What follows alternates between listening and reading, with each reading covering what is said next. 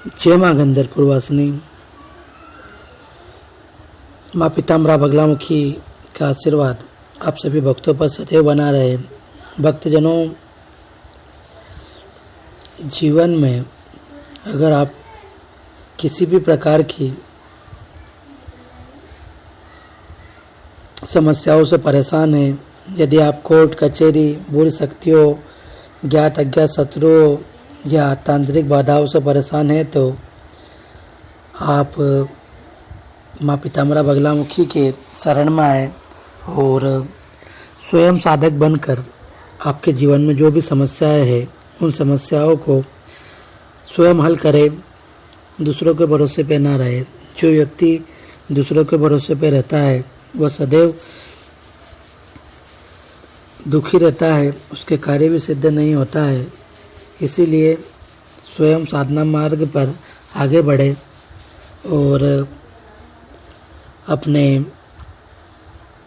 जीवन में आने वाली समस्याओं को अपनी साधना के माध्यम से हल करें।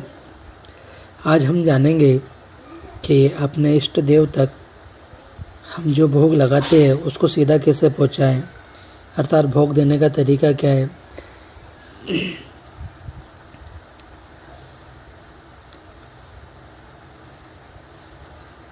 भक्तजनों, जब भी आप किसी देवी देवताओं की पूजा करते हो, तो चाहे वह घरेलू देवता हो, पितरों हो, कुल देवी हो या अन्य देवी देवता हो, इन सब का आप नाम से भोग निकालते हो। भोग तो काफ़ी तरीके से निकलते हैं, सबके घर में अलग अलग तरीके से। कोई खाना बनाकर प्लेट निकाल कर देते हैं, बाद में वही खाना गाय को खिला देते हैं। कोई मिश्री मखाने पंचमेवा 24 घंटे रखते हैं। कोई रोटी सब्जी का हिस्सा निकालते हैं। कुछ लोग अंगारी पर भोग देते हैं।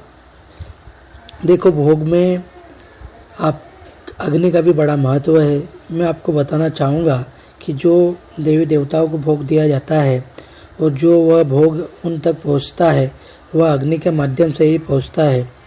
आपने देखा होगा, हवन में भी भोग अग्निदेव के जरिए ही देवताओं तक जाता है और यही सबसे उत्तम तरीका है।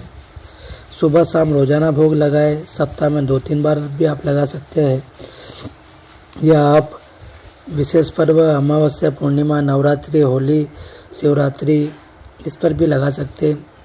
रोज़ाना लौंग और बतासे का भोग सर्वोत्तम और सरल माना गया है। बहुत सारी विधियां हैं, उनमें से अगर आप गाय का उपला लेकर के कपूर प्रज्वलित करें, दीपक लगाए, तिल के तेल या गाय के घी का उपयोग करें। सबसे पहले गणेश जी, शिव जी, गुरु, फिर अन्य देवताओं के नाम से 2-2 लौंग और 1 पतासा अग्नि में अर्पित करें।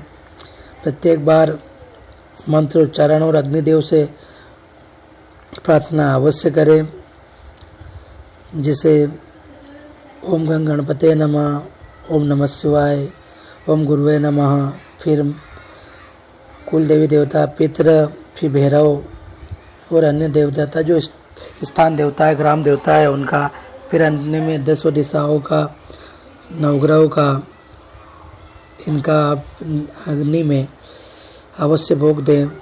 उनके सहचारियों का, उनके अंग देवताओं का भी आप, जिस भी शक्ति को आप भोग लगा रहे हैं उनके अंग देवताओं का भी आप विशेष ध्यान रखें। भोग देने से बहुत सारे लाभ प्राप्त होते हैं। जैसे भोग हमेशा देवताओं तक सीधा जाता है, बीच में कोई विघ्न नहीं आता है। साधक को कुछ महीनों बाद अनुभव मिलने लगते हैं। देवी देवता स्वप्न या भाव दृष्टि में भोग की इच्छा भी जता सकते हैं। इसकी जो भस्म या राख होती है उसका उपयोग आप एक डिब्बे में रख लो। साधना या पूजा के समय थोड़ा तिलक करें, जीभ में थोड़ा लगाए। बीमारी या नज़र दोष में यह पूरी तरह प्रभावी है। जो चूरा बच जाए उसे पेड़ की जड़ में डाल दे। देखिए, कहने का तात्पर्य सिर्फ इतना है, भोग देने के बाद में आप आँख बंद करके 10 से 15 मिनट तक अपने देवी देवताओं का ध्यान करें और अग्नि के माध्यम से उनका भोग जाने दें। भक्तजनों, तंत्र मंत्र या अन्य किसी भी प्रकार की समस्याओं के समाधान हेतु आप माँ के दिव्य दरबार में संपर्क करें। स्वयं साधक बनकर साधना माध्यम से आपके जीवन में जो भी समस्या आ रही है उन समस्याओं को हल करने का प्रयास करें। जय माँ बगलामुखी, जय श्री महाकाल।